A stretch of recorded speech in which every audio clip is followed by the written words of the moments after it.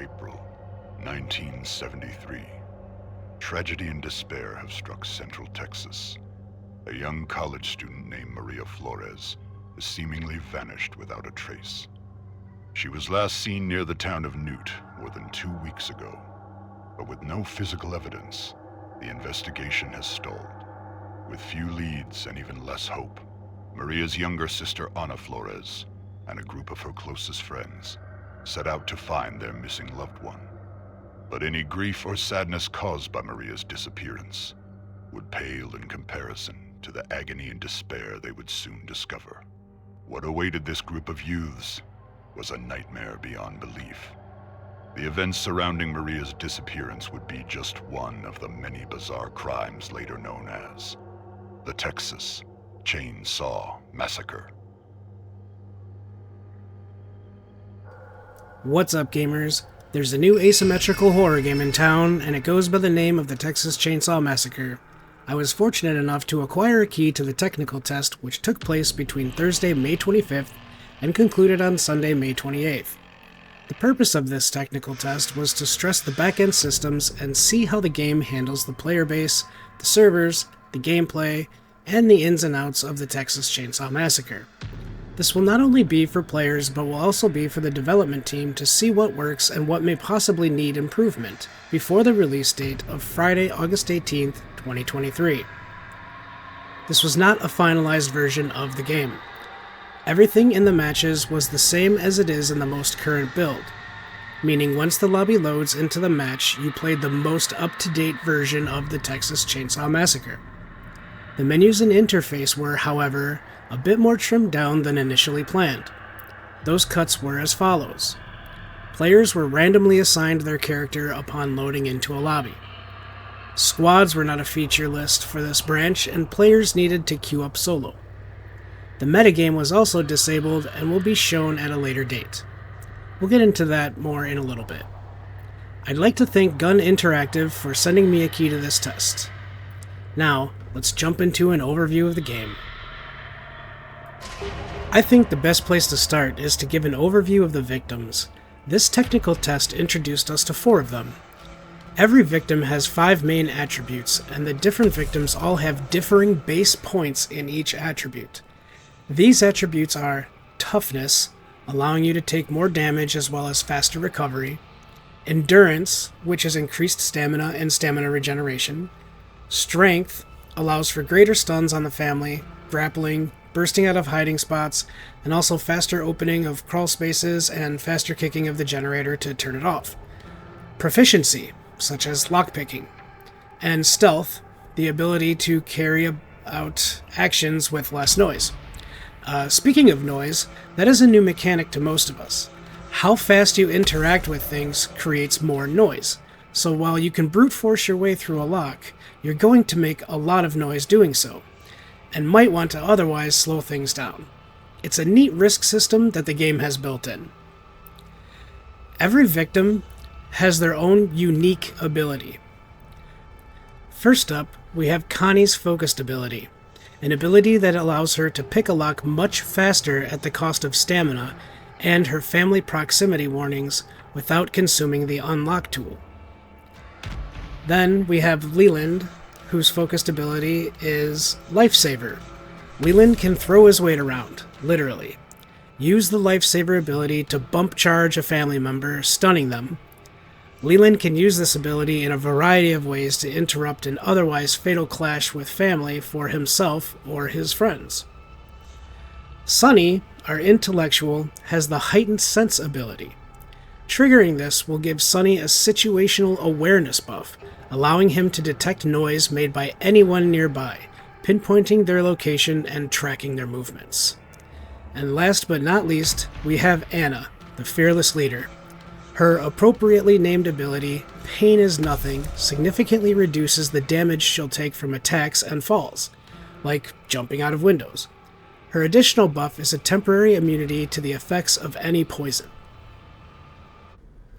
Simply said, victims need to escape the family property. They can do so through 2 main exits on the map, one at the front of the property, commonly guarded by a generator electrifying it, the other at the back of the property, commonly guarded by a car battery electrifying it. There are 2 other exits that require time to activate, and once activated give you a short window of time to use them. One is the basement exit that needs to be powered by finding fuses and turning on the breaker. The other is a pressure gate, commonly in the middle of the map, powered by finding valves and turning on the water pump.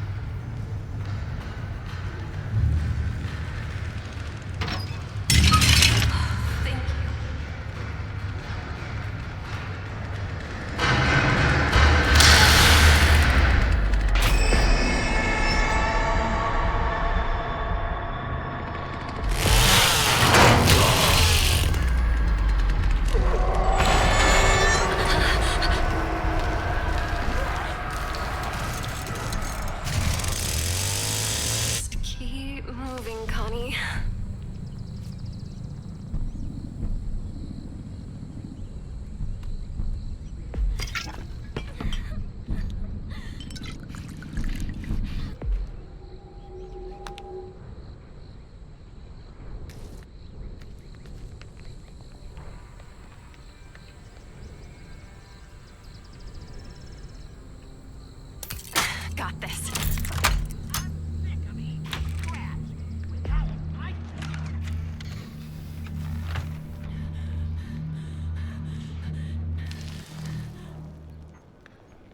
What's that?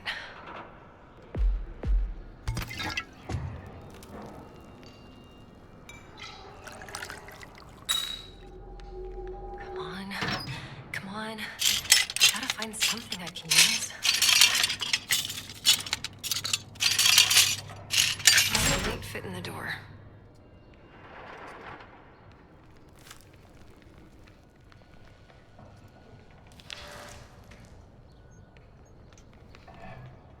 They'll be back. I'm sure of it.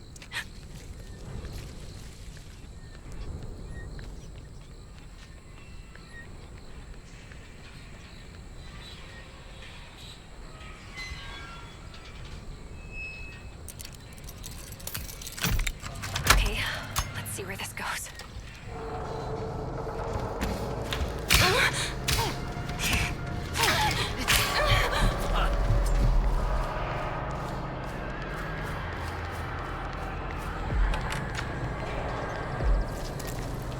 Please let my friends be okay.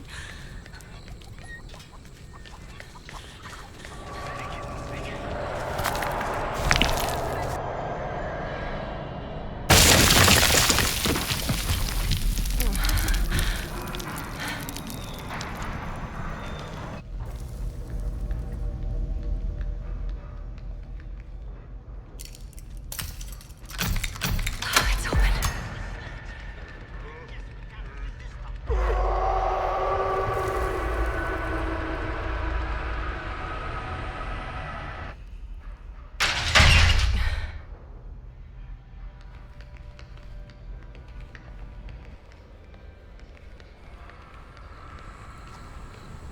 Please, please don't let that thing come back.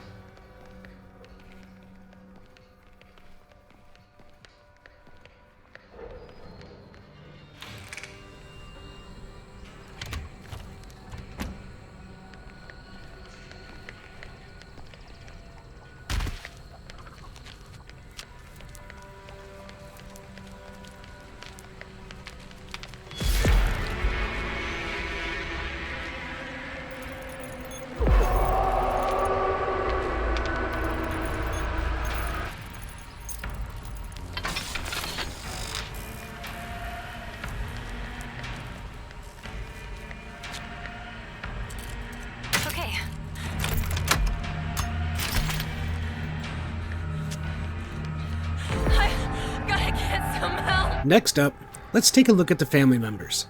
This technical test introduced us to 3 of them. Similar to the victims, every family member has 3 main attributes, and the different family members all have differing base points in each attribute. These attributes are Savagery, which affects the amount of damage you deal with melee hits, Harvesting, which affects the amount of blood you gain for Grandpa when interacting with victims. It does not, however, affect the amount of blood gained from buckets around the map. Last but not least, Endurance.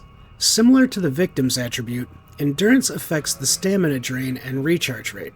On the family side, however, melee strikes also drain stamina. Again, just as with the victims, each family member has their own unique ability. First up, we have Leatherface's ability, Maim. This one is pretty self-explanatory. Leatherface carries the saw is the Maim ability. He can utilize it in a variety of ways, not least of which is to dismember any victims he might get his hands on. The Hitchhiker is handy with a pile of bones, and his Trap ability is an extension of that.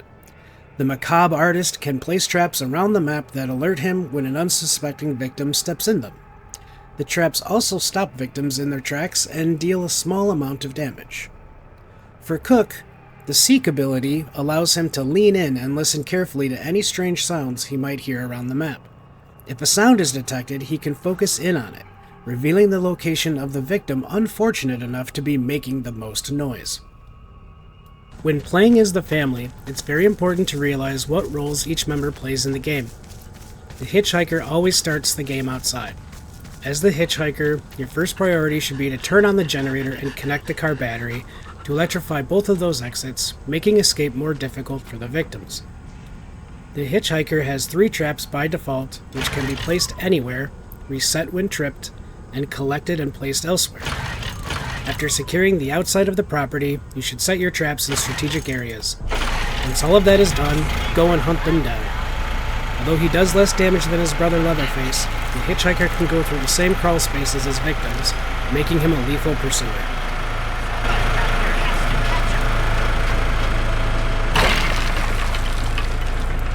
A good cook can make a game that much easier. The cook will always spawn inside of the property. As the cook, your primary role is 100% support. You have very little stamina, and your speed is barely faster than the victims. The cook was not meant for chase, so get that idea out of your head. The cook comes with 3 padlocks that he can place on doors. That should be your first priority. Start by locking the key doors in the property that victims can use to escape. After that, your main job is to go and collect blood to feed Grandpa.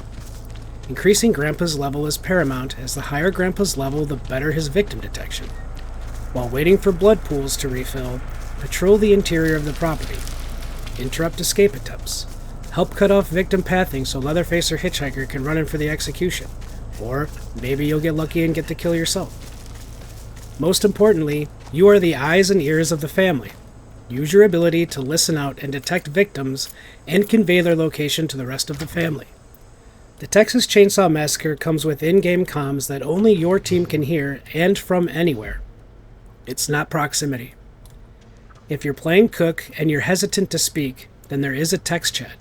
If you don't want to do either, then honestly, don't play Cook. Communication is key.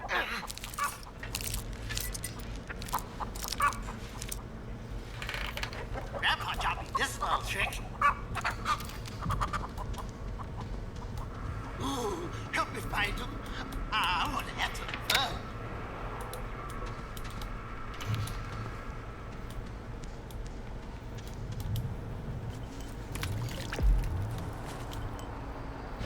Leatherface is the brute of the family and will always spawn in the basement. Leatherface can break obstacles, and he is the best in chase. He runs the fastest and has the most stamina of all the family members. His chainsaw deals the most damage, and when it is revved for a period of time, he holds the chainsaw above his head, making him move faster, and his hits dealing increased damage.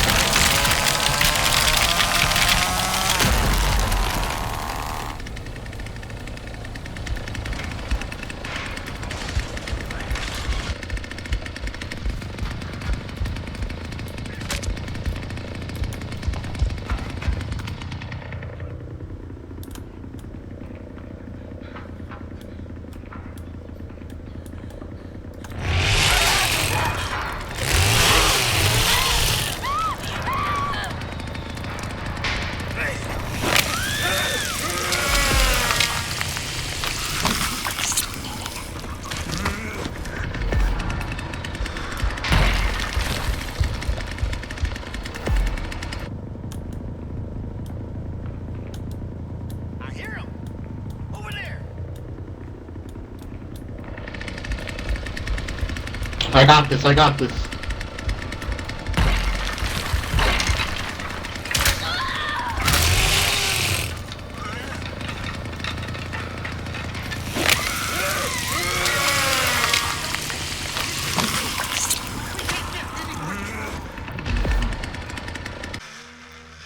Now let's talk about the metagame, which was not part of the technical test.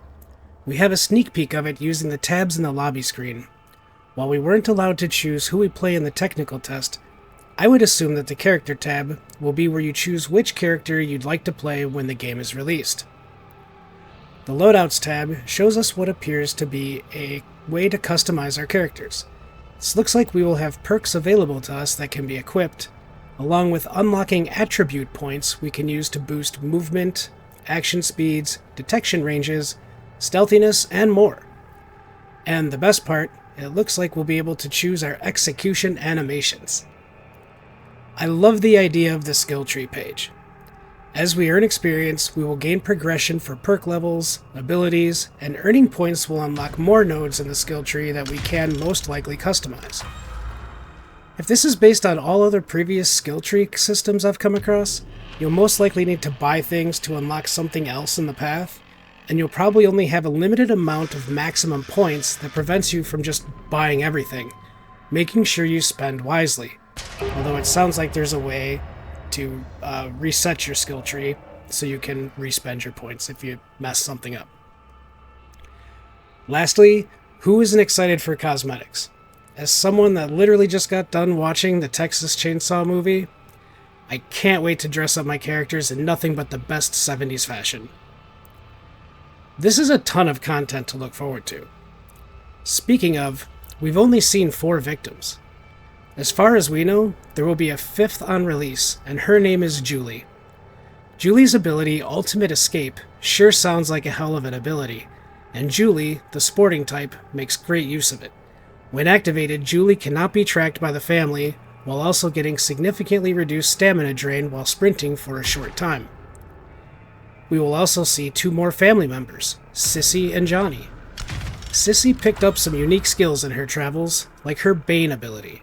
She can craft poisons from local plants, then blow the powder in the faces of the victims, or use them to contaminate items around the map. Johnny is a stalker, a predator, and like any true predator, he's a skilled hunter. His hunt ability allows him to see and track the fresh footsteps of victims around the map. Both of these family members are sure to be a frightening presence. Lastly, we started the technical test with just the family house map, where it all started. Later on in the test, we were given the slaughterhouse map. Upon release, we can expect to see a gas station map. I also heard that there will be night and day versions of these maps, so that's super exciting too. So now, before I go any further, I feel like there's something that I should discuss. And seeing as this is a new asymmetrical game that's appearing within the horror genre, and given the fact that a lot of the people playing this game are also from Dead by Daylight, there is a lot of rumor out there as to what is going to happen with Dead by Daylight. Is this game going to take its place? Is this game going to basically make Dead by Daylight fail? Is this going to be king and reign supreme? If I'm being honest, everyone needs to relax with that rhetoric. Neither game is going to cause the other game to fail, and quite frankly, it's ridiculous of anyone to think that or even desire it. The 2 games are nothing like each other, other than they both exist in the horror genre and are asymmetrical. That's pretty much where the similarities stop, as both games have completely different gameplay loops. I would like to see both games succeed and share the space harmoniously, and you should too. Healthy competition is something you should want to see. It is what holds development teams accountable. It is what forces them to continue to keep their game fresh and conceptually moving forward. You want both of these games. You want the competition, no matter which side of the line you reside on, if you do. If one game sees failure, it won't be because another game exists, and it will be purely based on which company keeps their player base the most intrigued. Well, I think that about wraps things up. Once again, I am very grateful to Gun Interactive for allowing me to take part in this technical test. There's going to be a beta version of the game. I hope that I'm also invited to that as well. I can't say enough about the Texas Chain Saw Massacre game. It's a breath of fresh air in the horror asymmetrical world that was starting to get a bit stale. This game seems to check all the boxes, and I have yet to hear anyone say a bad thing about it. At this point, I'd give a glowing review of the game, and there's still so much content that we have yet to see. Gun Interactive did an amazing job. I hope they're as proud of their work as I was excited to be a part of it. Sound off in the comments below. What are your thoughts on the Texas Chain Saw Massacre? I'd love to hear from you. Until next time, gamers, we'll see you soon.